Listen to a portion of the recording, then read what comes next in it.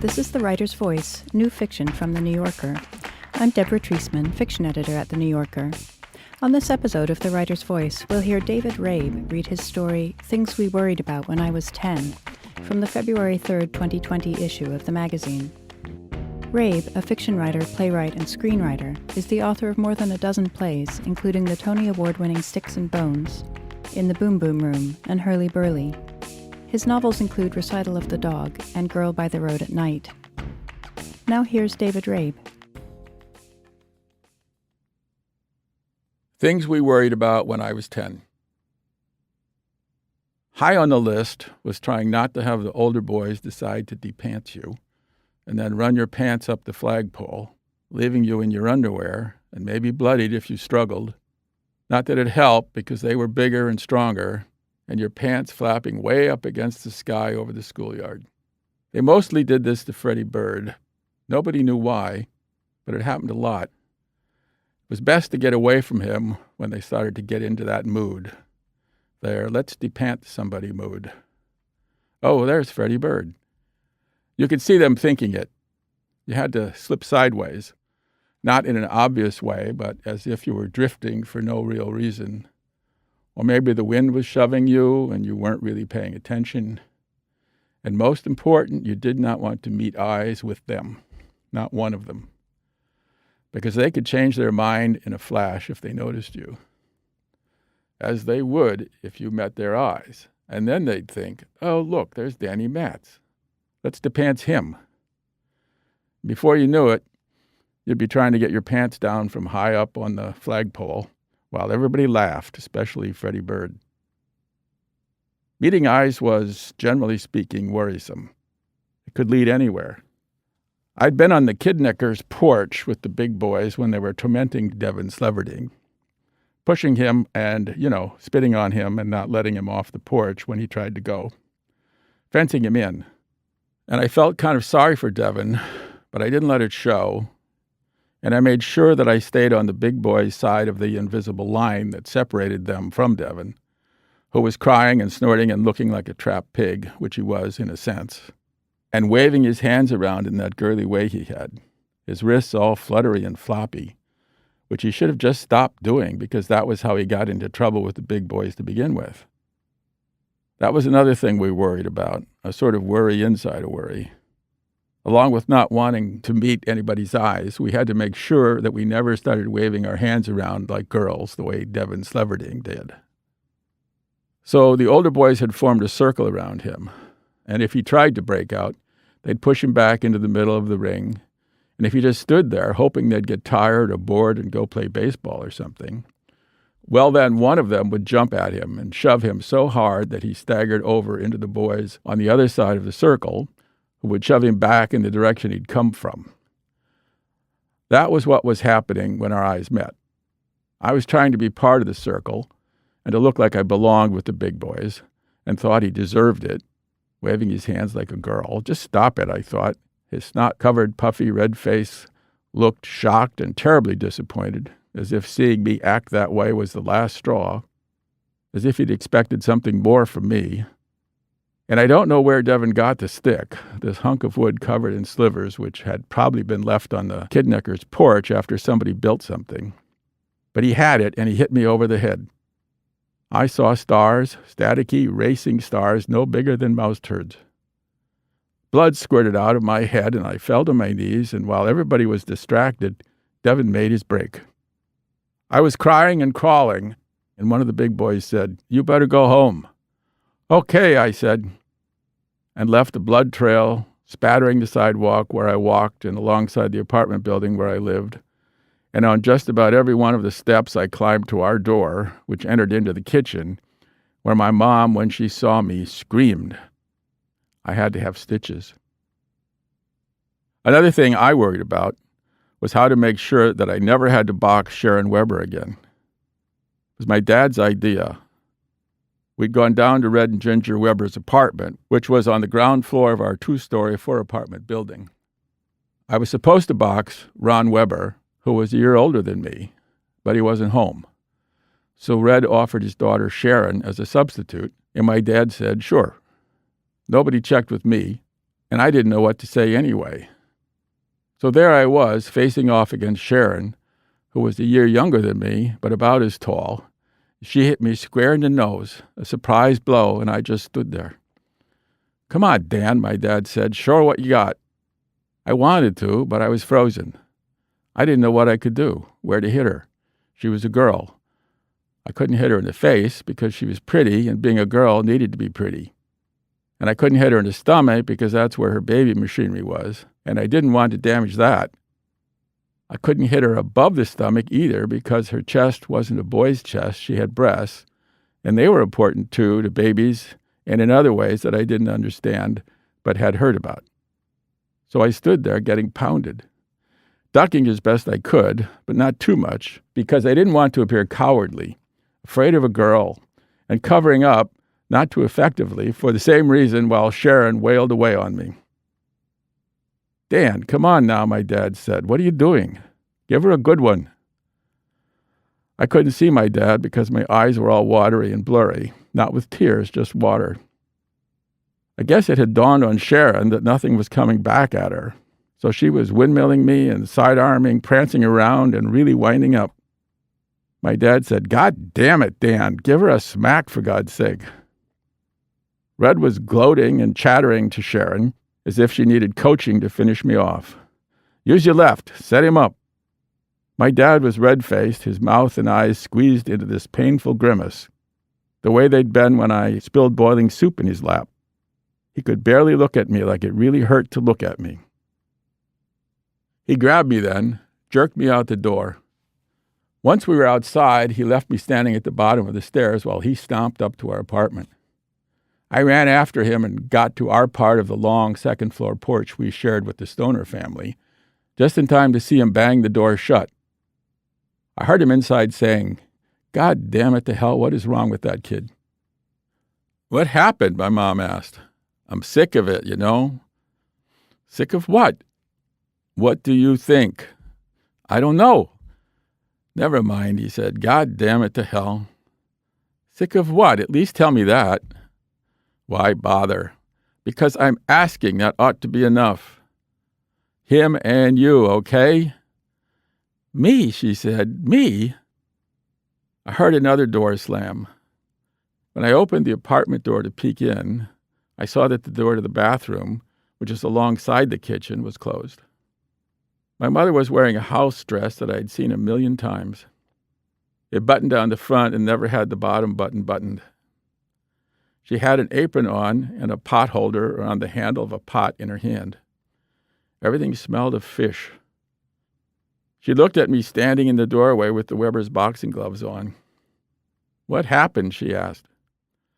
"I was supposed to box Ron Weber because Dad thought I could beat him, even though he's older, but he wasn't home, so Sharon—" Wait, stop. What more do I have to put up with?" She grabbed my arm and pulled me into the kitchen. What happened, she said too many times. "Carl," she shouted at the bathroom door. "What happened?" "I'm on the crapper," he said. "Oh, my God." She walked like a sad, dizzy person to the table, where she sat down real slow, the way a person does when sliding into freezing or scalding hot water. She put her chin in her hands, but her head was too heavy and it sank to the tabletop where she closed her eyes. I stood for a moment looking down at my hands in the boxing gloves, wondering how I was going to get out of them. What if I had to pee? How could I get my zipper down and my weenie out? I went into the living room, which was only a few steps away because the apartment was really small. I sat on the couch. I wished I could go up into the attic. It wasn't very big and had a low, slanted roof, but it felt far away from everything, with all these random objects laying there, as if history had left them behind. One of them was Dobbins, my rocking horse, who had big, white, scary eyes full of warnings and mysteries to solve, if he could ever get through to me. But the only way up to the attic was through the bathroom, which was off limits at the moment because my dad was in there on the crapper. I worked on the laces of the gloves with my teeth, trying to tug them loose enough that I could clamp the gloves between my knees and pull my hands out, and I made some progress, but not enough. So I gave up. I sat for a while, and then I lay down on the couch. Another thing we worried about was that if it rained and it was night, not late, because then we had to be in bed, but dark already and wet, the way a good heavy rain left things, and our parents wouldn't let us go out or wouldn't let us have a flashlight because we'd run the batteries down, then other kids would get all the Nightcrawlers that came up and slithered in the wet grass. We worried that they would all be snatched up by the kids whose parents weren't home or who had their own flashlights. It was strange to me that Nightcrawlers came up at all because when they were under the dirt, they were hidden and safe. Maybe, though, if they stayed down there after a heavy rain, they would drown. I didn't know and couldn't ask them. The main thing was that they weren't regular worms, but Nightcrawlers. Big and fat with shiny, see-through skin.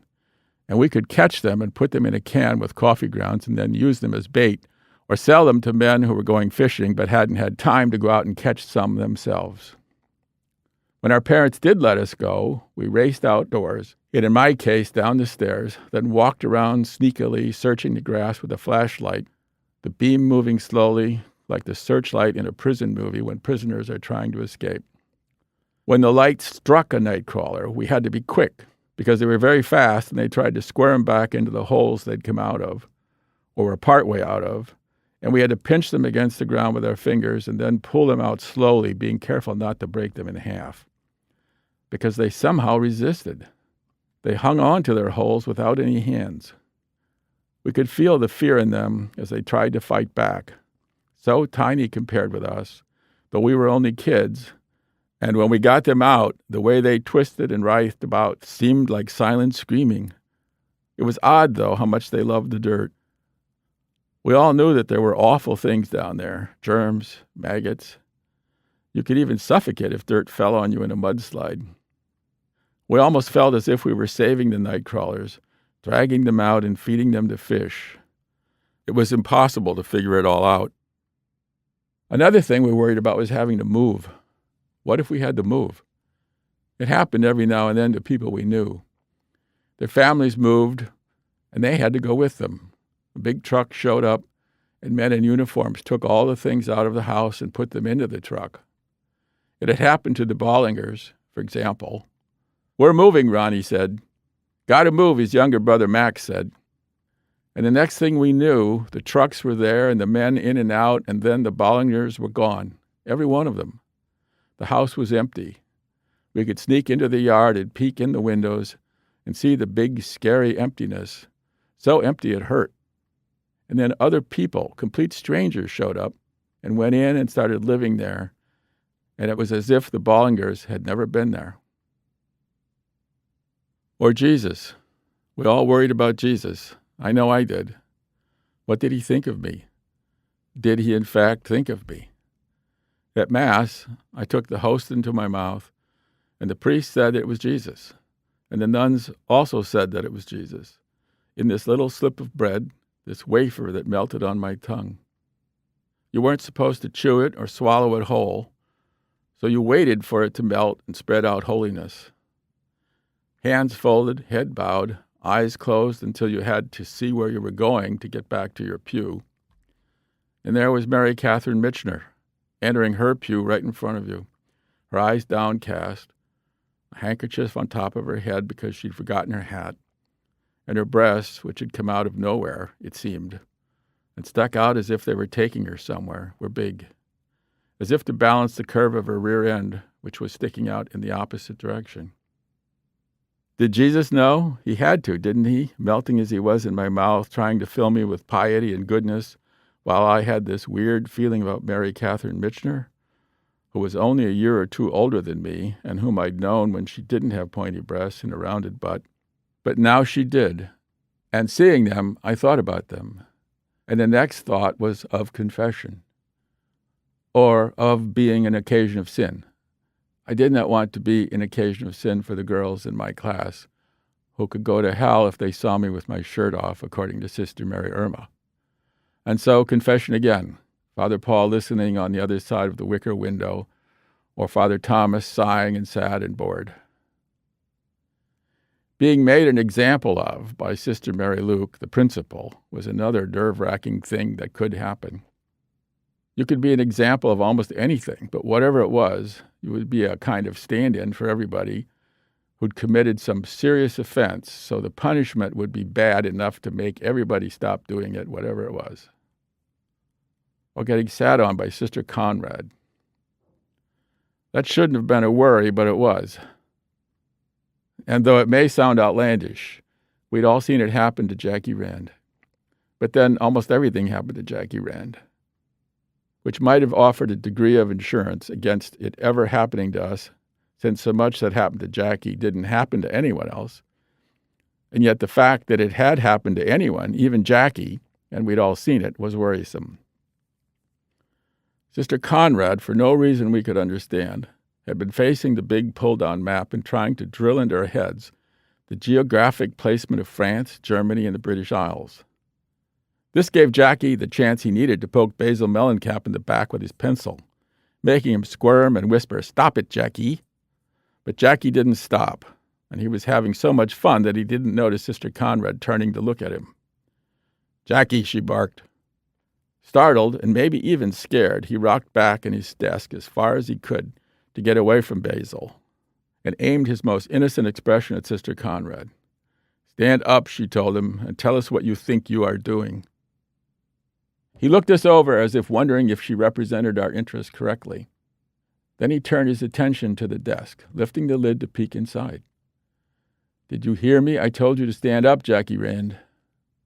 He nodded to acknowledge that he'd heard her, and shrugging in his special way, which we all knew represented his particular form of stubborn confusion, he scratched his head. Sister Conrad shot toward him. She was round and short, not unlike Jackie, though he was less round and at least a foot shorter. All of us pivoted to watch, ducking if we were too close to the black and white storm that Sister Conrad had become, rosary beads rattling, silver cross flashing and clanking. She grabbed Jackie by the arm, and he yelped, pulling free. She snatched at his ear, but he sprang into the aisle on the opposite side of his desk, knocking into Judy Carberger, who cowered one row over. Sister Conrad lunged, and Basil, who was between them, hunched like a soldier fearing death in a movie where bombs fell everywhere. "You're going to the principal's office," she shrieked. We all knew what that meant. It was one step worse than being made an example of.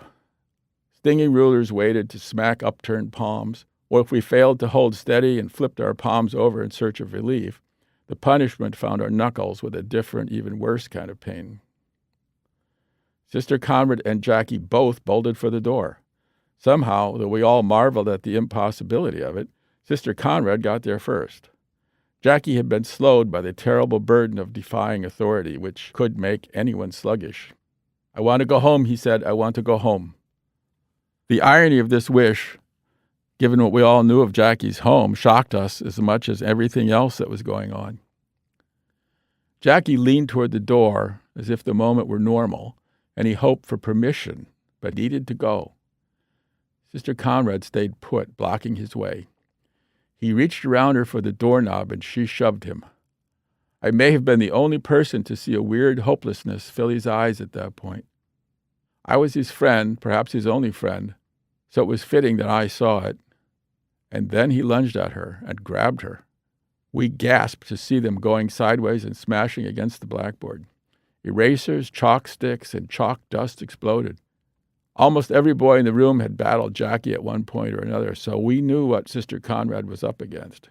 We gaped, watching her hug him crazily. Her glasses flew off. Jackie shouted about going home as he fell over backward. She came with him, crashing down on top of him. They wrestled, and she squirmed into a sitting position right on his stomach, where she bounced several times. The white cardboard thing around her head had sprung loose, the edge sticking out, the whole black hood so crooked that it half covered her face. Jackie screamed and wailed under her as she bounced and shouted for help, and Basil ran to get Sister Mary Luke. Getting into a fight with Jackie Rand was another thing we worried about, though it was less of a worry for me than for most. Jackie and I lived catty-cornered from each other across Jefferson Avenue, which was a narrow street, not fancy like a real avenue. Jackie lived in a house while I was in an apartment. He was rough and angry and mean, it was true, a bully, but not to me. I knew how to handle him. I would talk soothingly to him, as if he were a stray dog. I could even pull him off his victims. His body had a sweaty, gooey sensation of unhappy fat. Under him, a boy would beg for mercy, but Jackie, alone in his rage, would be far from the regular world. When I pulled him off, he would continue to flail at war with ghosts until, through his hate-filled little eyes, something soft peered out, and if it was me that he saw, he might sputter some burning explanation and then run home. As a group, we condemned him, called him names: bully, pig eyes, fatso. The beaten boy would screech, "Pick on somebody your own size, you fat slob." Others would add, "Lard ass, fatty, 2x4. The fact that Jackie's mother had died when he was 4 explained his pouty lips and the hurt in his eyes, I thought. Jackie's father seemed to view him as a kind of commodity he'd purchased one night while drunk. The man would whack him at the drop of a hat. This was even before Jackie's father had failed at business and had to sell the corner grocery store, and before he remarried hoping for happiness, but, according to everybody, making everything worse. Jackie's stepmom, May, came with her own set of jabs and prods that Jackie had to learn to dodge, along with his father's anger. All of us were slapped around. Our dads were laborers who worked with their hands. Some built machines, others tore machines apart, some dug up the earth, others repaired automobiles or hammered houses into shape. Many slaughtered cows and pigs at the meat packing company. Living as they did, they relied on their hands and they used them. Our overworked mothers were also sharp-tempered and as quick with a slap as they were with their fits of coddling. And after our parents and the nuns were done, we spent a lot of time beating one another up. Still, Jackie's dad was uncommon. He seemed to mistake Jackie for someone he had a grudge against in a bar. But then, as our parents told us, Jackie was hard to handle. He would try the patience of a saint. And his dad was quick-triggered and hardly happy in his second marriage. As Jackie and I walked around the block or sat in a foxhole we dug on the hill and covered with sumac, these were among the mysteries that we tried to solve. "Too bad your dad lost the store," I told him. "He loved my real mom," Jackie said, looking up at the light falling through the leaves. "May is nice. I know she is. She's real nice." "He loves you, Jackie." "Sure. He just doesn't know how to show it. You got to try not to make him mad." "I make everybody mad. But he's quick-tempered. I'd try the patience of a saint." More than once I went home from time spent with Jackie to stare in wonder and gratitude at my living mother and my dad half asleep in his big chair, listening to a baseball game. Sometimes in church I would pray for Jackie so that he could have as good a life as I did. In daylight we did our best, but then there was the time spent in bed at night. It was there that I began to suspect that, while there was much that I knew I worried about, there was more that I worried about without actually knowing what it was that worried me, or even that I was worrying as I slept. The things with Mr. Stink and Georgie Baxter weren't exactly in this category, but they were close. Mr. Stink was a kind of hobo who built a shack on the hill behind our apartment building, and he had that name because he stank. We kids were told to stay away from him, and we did. He interested me, though, and I looked at him when I could, and sometimes I saw him looking at us. We all saw him walking on the gravel road between the hill and our houses, lugging bags of junk on his way to his shack. Then one night I was in our apartment doing my homework while Dad was listening to baseball, and my mom was rocking my baby sister in her lap and trying to talk my dad into listening to something else, when this clanking started. It went clank, clank, clank, and stopped. Then clank, clank, clank again.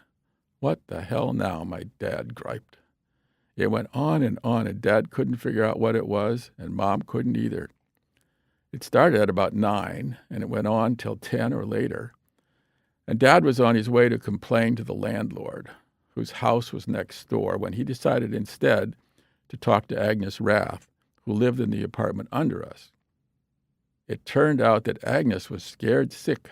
When Dad knocked, she turned on her porch light and peeked out between her curtains. And seeing that it was him, she opened her door and told him that Mr. Stink had been peeping in her window. She'd seen him, and not knowing what to do, had turned off all her lights and crawled into the kitchen. Lying on the floor, she'd banged on the pipes under her sink as a signal. So that was the clanking, Agnes Rath's signal. Well, a few nights later, a group of men ran through our yard, and my dad ran with them. And then, not too long after that, fire leaped up on the hill around the spot where Mr. Stink had his shack, and nobody ever saw him again. Then Georgie Baxter got married and moved into an apartment on the ground floor of the building next door to Jackie. Georgie and his new wife, who everybody said was a real looker, couldn't afford a long honeymoon. They got married on a Saturday, but because Georgie had to work on Monday, they came back to their apartment Sunday night, and what awaited them was a shivaree. People came from all directions, men, women, and kids, everybody carrying metal buckets or pots and beating on them with spoons to make a huge, loud racket. Jackie and I were doing it like everybody else, beating away on pots with big spoons. Though we had no idea why, all of us together creating this clamor as we closed in on the apartment building with Georgie and his new bride inside. I stood with my pot and my spoon beating away, whooping and feeling scared by the crazy noise we were making and the wild look in the grown-ups' eyes, as if they were stealing or breaking something. I wished more than anything that I knew why we were doing what we were doing. About a week later, Jackie came and told me to hurry. At his house, he took me upstairs. It was Saturday, and he put his finger to his lips as he pulled me to the window, and we looked down at Georgie and his new wife in their bed without any clothes on, rolling and wrestling, and she looked like pudding or butter. After a while, Jackie fell on the floor kind of moaning, like he had the time we went to the Orpheum Theater to see the movie Dracula. Perched way up high in the third balcony, we'd watched the ghost ship land in the mist with everyone dead. And when Dracula swirled his cape and lay back in his coffin, Jackie got so scared he hid on the floor. I looked down at him now, and then back at the window, and the pudding woman saw me.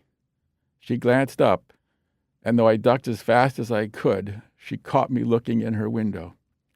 If she told, what would happen? Would I get run out of town like Mr. Stink? If she told Georgie or started banging on water pipes to alert people, would they come swarming and pounding on pots to surround me? My fate was in the hands of Georgie Baxter's wife. What could be worse? Because she knew that I knew that under her clothes she was all pudding and bubbles. It was a horrible worry, but I didn't tell anyone, not even Jackie. That worry was mine alone, and it was maybe the worst worry, the worry to end all worries. But then Jackie wandered into his kitchen one Saturday to find his stepmother, May, stuffing hunks of beef into the meat grinder. Her head swayed to music from the radio on the shelf above her, and her eyes were busy with something distant. Jackie had gone into the kitchen because he was thirsty, so he stood on a chair to get a glass from the cupboard above the sink. He filled the glass to the brim from the faucet and drank every drop. The chair made a little squeal as he slid it back under the kitchen table. That was when Stepmom May screamed. Seeing the black hole of her mouth strung with saliva, Jackie was certain he had committed some unspeakable crime. She raised the bloody mess toward him, her eyes icy and dead, and he knew that she was about to hurl a half-ground hunk of beef at him, when instead she attacked the radio, yanking out the plug and circling her arm with the cord. He thought that she had gone insane. It was only when she wailed, "My thumb," that he understood. A hand crank powered the meat grinder, moving a gear that worked the teeth inside its cast iron belly. With her right hand turning the crank, she had used her left to stuff the meat into the mouth-like opening on top of the apparatus. Her thumb had gone in too deep, and she'd failed to notice, or noticed only when she ground her thumb up with the beef. She ran out the door, the radio tied to her arm, rattling along behind her, and left him standing alone, blood dotting the worn-out ducts on the uneven linoleum, and the trickle of hope that had survived the loss of his real mom draining away. When Jackie told me what had happened, as he did within minutes, it was as if I'd been there to see it, and I felt his deep, deep worry. It played on us like the spooky music in Dracula. It was strange and haunting and beyond anything we could explain with our poor grasp of nouns and verbs. And yet we knew that Jackie needed to try. A downstairs door banged, and Jackie ran from where we stood on my porch, around the corner of the banister, taking the steps 2 at a time until he landed in the yard. Finding Agnes Rath, who nervously peered over her grocery bag at Jackie, he made his report. Stepmom May cut her thumb off in the meat grinder. Supper time was near, so people were coming and going. Suddenly he heard Red Weber approaching, followed by his wife. Racing up to one and then the other, Jackie backtracked in the direction of their door so he could announce his dreadful news before they trampled him in their haste to get home. Stepmom May cut her thumb off in the meat grinder. Henry Stoner, who lived beside us on the second floor, came around the corner, lunch bucket under his arm, and Jackie retreated up the stairs, never missing a step. He took corners, eluded rails. Stuck it in and turned the crank, he shrieked. Stuck it in and turned the crank. Mrs. Stoner was home already, her shift at the plant having ended earlier than her husband's. She came out onto the porch and in a gush of neighborly concern prodded Jackie for more details. How is she? Mrs. Stoner asked. Just ground it up. Did you see it? But he could not budge from his point.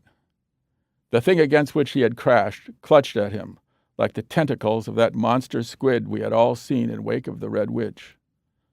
Now Jackie was being dragged down through inky confusion to some deep, lightless doom. If he was ever to discover the cause of the terror endangering him and me and everyone he knew as he believed, and I did too, the search for an answer had to begin with what he'd seen. Just stuck it in and turned the crank, Mrs. Stoner. Just ground it up. Can we do something for you, Jackie? Though he had time to look at her, he had time for nothing more. Mr. Hogan, who lived on the gravel road behind our house and who used our backyard as a shortcut home every night, was crossing.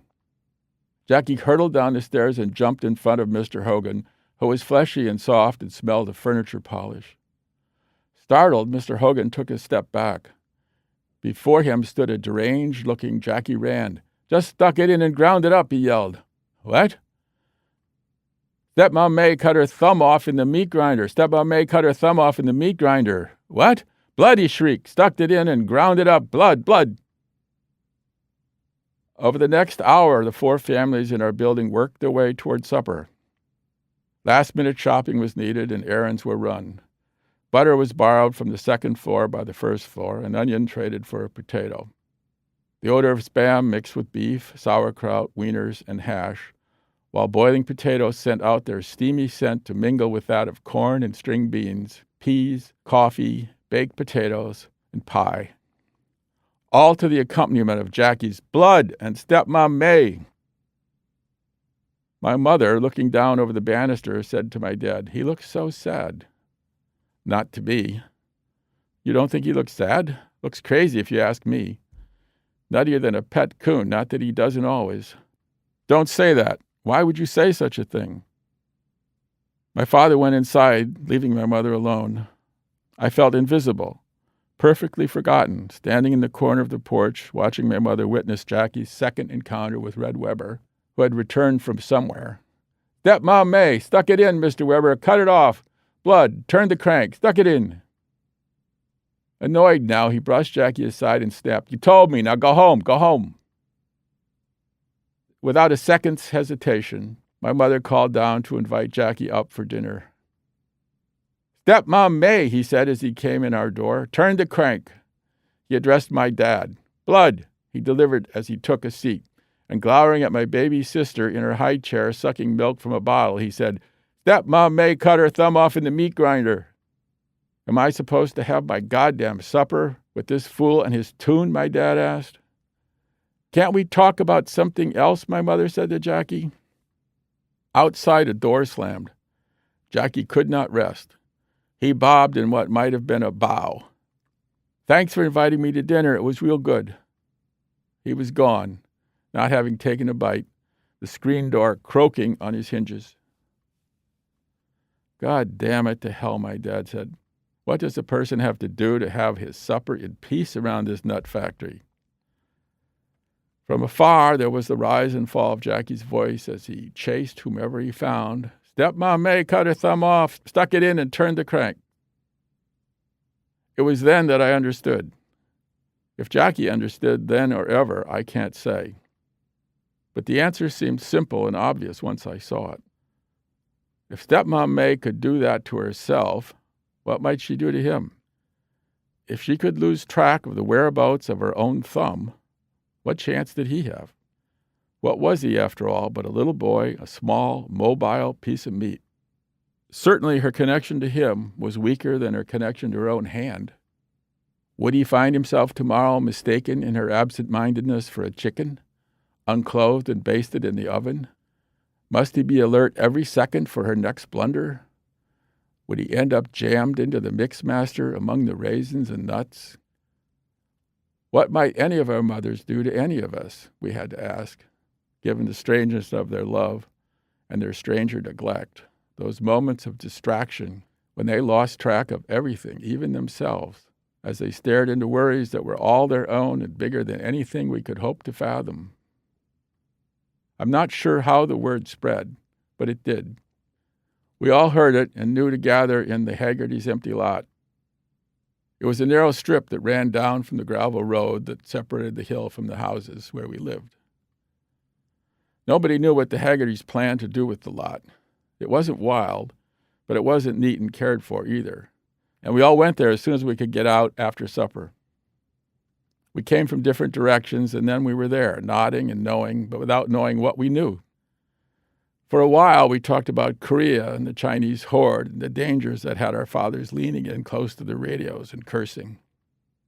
We got restless, and somebody wanted to play Pump Pump Pull Away, but other people scoffed.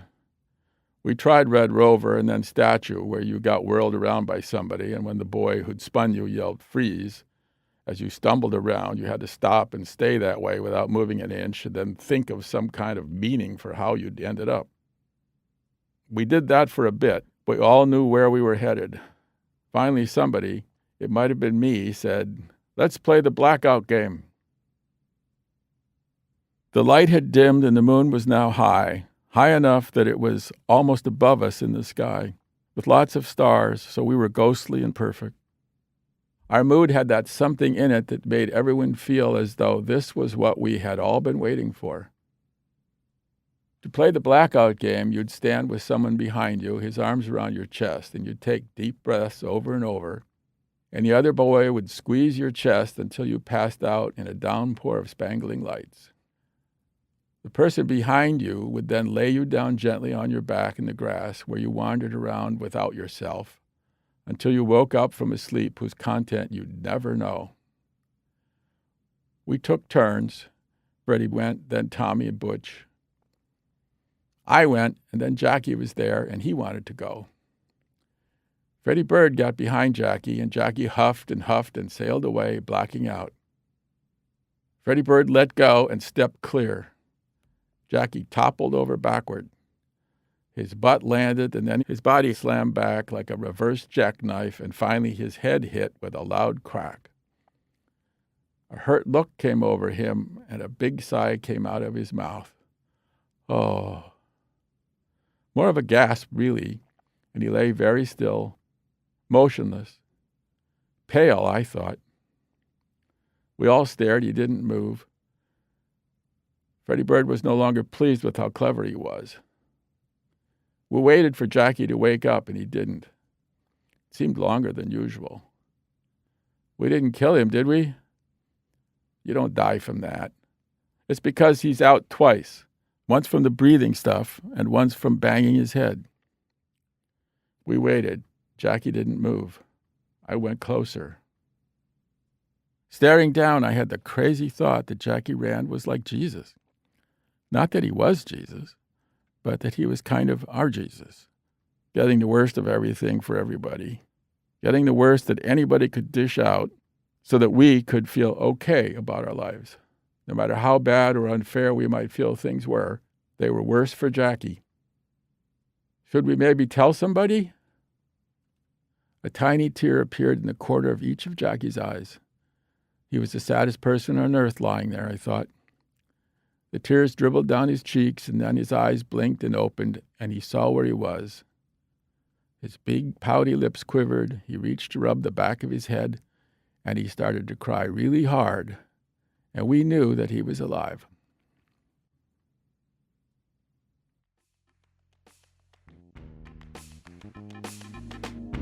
That was David Rabe reading his story, Things We Worried About When I Was 10. This is his second story in the magazine. You can hear more New Yorker fiction read by the authors on NewYorker.com and on the New Yorker apps available from the App Store or from Google Play. On the New Yorker Fiction Podcast, we invite writers to choose stories from the magazine's archives to read and discuss. This month, Andrea Lee reads Barn Burning by Haruki Murakami. You can subscribe to that and other New Yorker podcasts by searching for The New Yorker in your podcast app. Tell us what you thought of this podcast by rating and reviewing The Writer's Voice in Apple Podcasts on iTunes. Our theme music is by Jordan Batiste and Ross Michaels of North American Plastics. The Writer's Voice is produced by Michelle Moses. I'm Deborah Treisman. Thanks for listening.